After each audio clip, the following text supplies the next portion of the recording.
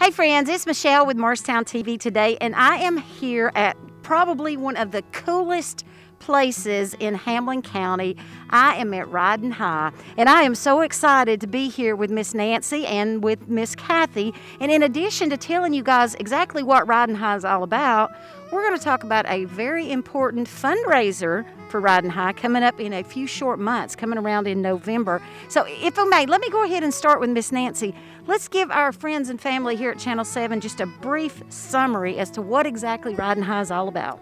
All right, we have for 29 years served children and adults with physical or emotional disabilities through equine therapy. And so we, like I said, we're in our 29th year, and we've had the rodeo, I think it is, for 27 years now.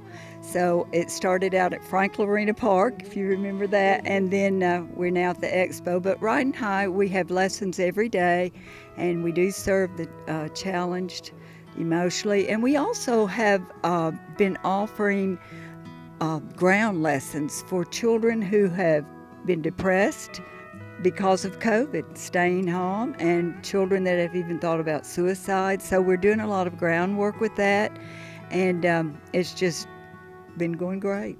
Well, let me ask Kathy, if you would, let's talk a little bit about the equine therapy. Tell me, okay, let's just, maybe a child that has some kind of special needs, muscular dystrophy or something to that nature. So tell me how them riding a horse, how does all that work? It helps strengthen their core, helps improve their muscle tone. And there's different types of riders. There's some that are spastic that have rigid muscles. There's some that are flaccid, and it can help both. If you're sitting on the back of a horse and it's walking, it makes your hips move the same way your hips would move if you were walking yourself. So it's just good physical therapy. And then the emotional part too. Oh yeah, and not to mention, I'm sure they have fun. And I can't help but think that maybe a lot of times these kids, you know, they're able to do things, and maybe they feel like other children because they are riding a horse like they see other kids do, and they're not having to just depend on a wheelchair or crutches or a walker. Well, now let's talk about how many horses you have right now, and how do you acquire your horses? What makes a horse a therapy horse? Well, we have 9 horses at the moment that we use weekly, and we'll have people call us to want to donate a horse, and if that happens, we go out and look at the horse and see how it's built and its mannerisms and all of that, and if we think it would work for our program, we bring it here for 3 months to evaluate, and then if it doesn't work, then we return. Or if it does work, we keep them, and then the owner will have the option for us to do whatever, if it should die or if it should need to be placed somewhere else. The owner keeps the release on that. So do the horses, you know, so if there is a horse that's approved that you guys feel would be an excellent therapy horse, are they boarded here at Ridin High, or do they go back and forth to the owner's place of residence? No, they're boarded here. And all our horses are out in the field, unless it's real cold, rainy weather. And then when they're out in the field in the cold weather, they're blanketed. They get the best care ever. I bet they do, and they are absolutely gorgeous. I know when we came in to do this spot, a lot of them were out in the field. I know Macaroni and Macaroni's friend is back in the back, and they are absolutely gorgeous, and you can tell that they're very, very well taken care of. Well, talk to me, Kathy, just a little bit about what's going on right behind us. And I don't mean the wind. Oh, that's Kayla right now. She's our barn manager, and she is just out exercising her horse, but Macaroni is used as a therapy horse in the program. She lets us use him, or I should say her. She's a mare, but she uses her, and so she also goes and rides in drill teams. So this is a very well-rounded horse. She's been exposed to a lot of different things, and that's what a therapy horse needs, is exposure. Well, and that's something else I was going to ask about the kids. So if the children come, do they ride the same horse all the time? Do they develop a bond with a certain horse, or do they just go on whoever's available? They usually ride the same horse, so they do get that bond and with the horse, and you know, horses are non-judgmental. So a child may be at school and is kidded for the way they are or something. Well, that you can be sure the horse doesn't know that. So they do form a bond with them, so they're on the same horse for the most part each week. And all you have to do is look in their eyes, and those horses, I mean, you can tell that they love, and I'm sorry, tell me her horse's name again. I know Macaroni's out in the field, but what's her horse's name? Sorry. That's okay. Khaleesi. Khaleesi. I know I was having a conversation with her when I got here, and she is just so calm and so, you can tell she's just a wonderful, wonderful horse. I bet she knows we're talking about her. So, now, well, in addition to Ridin High, let's go ahead and talk a little bit about what you gals have coming up in November. Who wants that? You want that one, Nancy? All right. Last year, of course, we didn't have a rodeo because of COVID. This year, we're going to have the rodeo November the 12th and 13th at the Expo Center, 7:30, and we think it's going to be a tremendous rodeo because people are ready to get out. We will offer masks if they would like to wear them, and we hope they will if they are uncomfortable there. But the place is so big, and we'll have all the events as normal. And this year we're going to have trick riding by two girls that are at Dixie Stampede or Dolly Stampede. It'll always be Dixie to me. It will, me too.